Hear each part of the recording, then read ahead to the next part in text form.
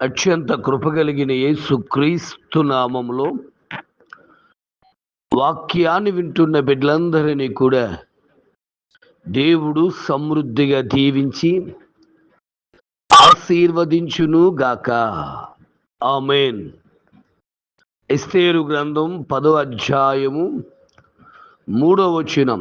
యూదుడైన Mordecai రాజైన అహష్వేరోషునకు ప్రధానమంత్రిగా నుండి తన వారందరితో సమాధానముగా మాట్లాడుచు తన జనుల యొక్క క్షేమమును విచారించువాడును యూదులలో గొప్పవాడునై తన దేశస్థుల్లో చాలా మందికి ఇష్టడుగా ఉండెను.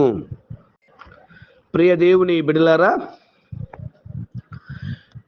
ఎస్తేరు గ్రంథములో ముఖ్యమైన వ్యక్తిగా మొర్దెకై మనకు కనబడుతూ ఉంటాడు. మొర్దెకై అనే పేరుకు అర్థం కొద్దిపాటి మనుష్యుడు అని అర్థం.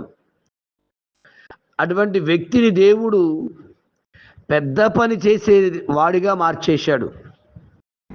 యూదులందరినీ రక్షించడానికి ఒక మూల సాధనంగా నిలబెట్టినట్టుగా మనం చూస్తున్నాం.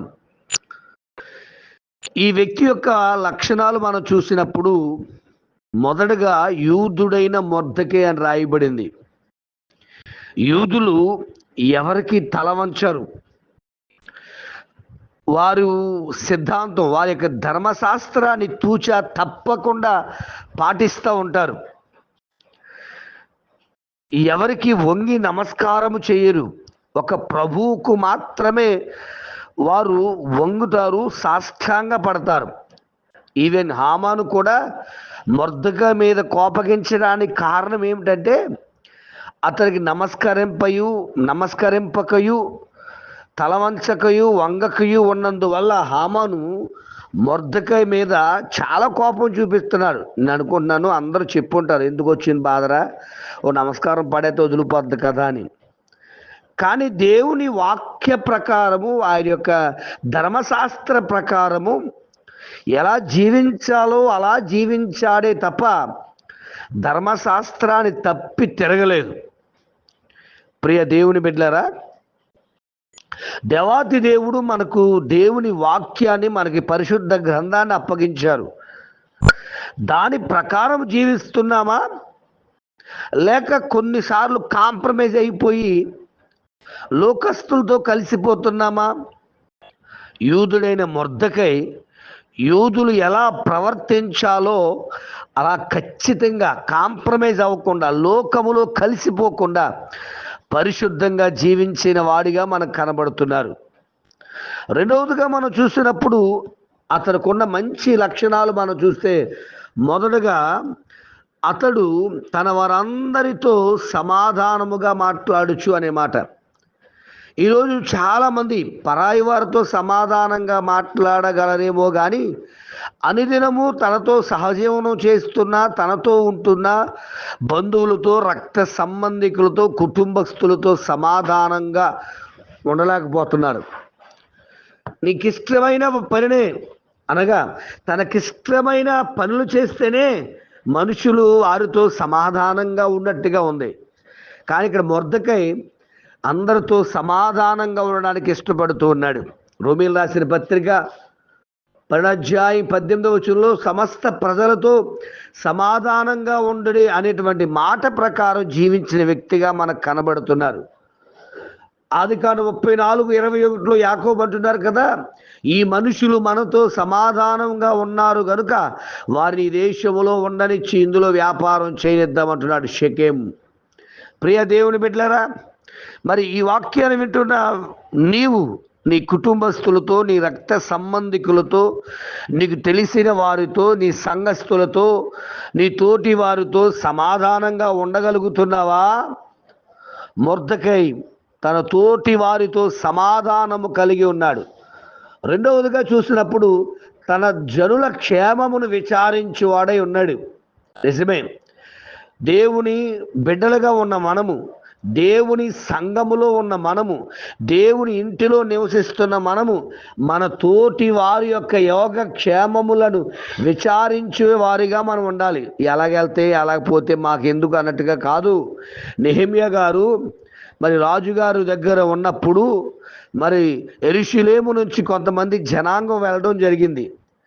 అలా వెళ్ళినప్పుడు నెహెమ్యా అడుగుతున్నాడు, అయ్యా పలానా వారు ఎలాగున్నారు, మందిరం ఎలాగుంది, మందిరంలో జనాలు ఎలాగున్నారు, యాజకులు ఏం చేస్తున్నారు, పరిచర్య చేస్తున్నారా, యెరూషలేము అంతా ఎలాగుందని యోగక్షేమాలు అడిగినప్పుడు వారు చెప్పారు, ఇంకే మందిరం బాబు, ఆ పరికమాలోడు వచ్చి అనగా నెబుకద్నెజరు వచ్చి ఈ విధంగా చేసేసాడు, ఈ విధంగా పాడు చేసేసాడు, మొత్తం యెరూషలేము ప్రాకారాలన్నీ కూడా మరి కూల్చబడ్డాయి, మరి ఈ విధంగా పట్టించుకునేవారు ఎవరు లేరు అన్నప్పుడు ఎంతో బాధపడి వేదనతో దుఃఖముతో ఉపవాసం ఉండి కన్నీరు కారుస్తూ విచారణ చేస్తూ దేవుని దగ్గర యెరూషలేము మరి ప్రాకారాలు కట్టించుటకు మరి ఆయన ఆ ఉద్యోగాన్ని పక్కన పెట్టి వచ్చినట్టుగా చూస్తున్నాం.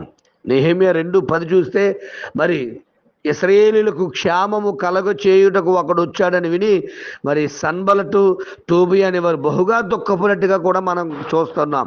బిడా, నీ సంఘములో నీ తోటి వారి యోగక్షేమాల గురించి విచారిస్తున్నావా? మొర్దెకై ఆ రాజ్యములో 127 సంస్థానాల్లో యూదుల క్షేమమును గూర్చి విచారించేవాడిగా ఉన్నాడు, అనగా ఎంక్వైరీ చేస్తున్నాడు. ఈవెన్ రాజుగారు కూడా ప్రమాదంలో ఉన్నప్పుడు రక్షించడానికి ఇష్టపడిన వ్యక్తిగా మనకు కనబడుతున్నాడు. దైవ జనాంగమా, మొదటి మాట అతడు అందరితో సమాధానంగా ఉన్నాడు. రెండవది తన ప్రజల యొక్క యోగక్షేమాలను విచారించేవాడిగా ఉన్నాడు. మూడవదిగా అతడు గొప్పవాడై ఉన్నాడు. నువ్వు దేవుని పనులు చేసినప్పుడు నువ్వు జనాల దృష్టికి గొప్పవాడిగా ఉంటావు. మోషే గారు కూడా మరి మనం 11వ అధ్యాయం చూసినప్పుడు నిర్గమకాండ గ్రంథంలో అతడటండి ఫరో దృష్టికిని అతని ప్రజల దృష్టికి అందరికీ మిక్కిలి గొప్పవాడాయిను అనే మాట మనకు కనబడుతుంది. అమ్మా, నువ్వు దేవుని మాట విన్నప్పుడు మొదట్లో విర్రోల్లాగా అంటావు, పిచ్చోల్లాగా ఉంటావు, అవమానాలు ఎదుర్కొంటూ ఉంటావు, భయపడుకో. మొర్దెకై కూడా ఫస్ట్లో ఈడెవడరా బాబా ముతక బట్టలు కట్టుకుని ఇక్కడే కూర్చున్నాడు గుమ్మం దగ్గర అన్నట్టుగా అవమానము పొందేవాడుగా ఉన్నాడు. కానీ ఆ అవమానాలన్నీ తీసివేసి దేవుడు అందలం ఎక్కించాడు నా యేసయ్య. సో నువ్వు గొప్పవాడిగా, నీ ప్రజల దృష్టిలో గొప్పవాడిగా ఉండాలంటే నువ్వు నమ్మిన దేవుని విడిచిపెట్టకుండా ఆ ప్రకారం జీవించాలి. ఇక చివరిగా చూస్తే ఆ దేశస్తుల్లో చాలా మందికి ఇష్టమైన వ్యక్తిగా కనబడుతున్నాడు. నిజమే, ఇన్ని మంచి లక్షణాలు ఉన్న వ్యక్తి జనాల దృష్టికి ఎలా ఉంటాడు? మంచివాడిగా ఉంటాడు. అందుకే పరిశుద్ధ గ్రంథం తెలియజేస్తుంది, మీ సత్క్రియలన్నిటినీ కూడా ప్రజల ఎదుట కనపడనివ్వండి, మీ సత్క్రియలు చూసి అనేక మంది ప్రభు దగ్గర రావాలంటాడు ఆయన. వాక్యం వింటున్న దైవ జనాంగమా, మరి నీవు అనేక మందికి నీ సత్క్రియలు చూసి అనేక మంది ప్రభు దగ్గరికి రాగలుగుతున్నారా? తబిత చనిపోయినప్పుడు తనతో ఉన్నటువంటి ఆ వృద్ధులు విధవరాండ్రు వచ్చాయా, ఆమె బ్రతుకున్నప్పుడు మాకు ఈ విధమైనటువంటి సహాయ సహకారాలు చేసిందని ఆమె సత్క్రియల గురించి వారు పొగుడుతున్నారు. వారందరూ ఆమె గురించి ఒక సాక్ష్యం ఇస్తున్నారు, మాకు చాలా ఇష్టమైందండి బాబు అని చెప్తున్నారు. నీ బ్రతుకులో ఒక సాక్ష్యాన్ని సంపాదించుకోవాలి. అదేంటో తెలుసా? ఈమె వల్ల మేము మేలు పొందాం, ఈయన వల్ల మేము మేలు పొందాం అనేటువంటి ఒక సాక్ష్యాన్ని పొందుకోగలిగితే నువ్వు ధన్యుడివే. సో నేను ముగిస్తున్నాను. మొదటి మొర్దెకై ఎలాగున్నాడంటే, యూదుడైన ఆయన ఆ ధర్మశాస్త్రం ఎలాగ బోధించిందో ఆ మాటలే పలికాడు తప్ప ధర్మశాస్త్రాన్ని మీరి ప్రవర్తించలేదు. రెండవదిగా చూస్తే తన జనుల క్షేమమును విచారించాడు, ఎంక్వైరీ చేశాడు.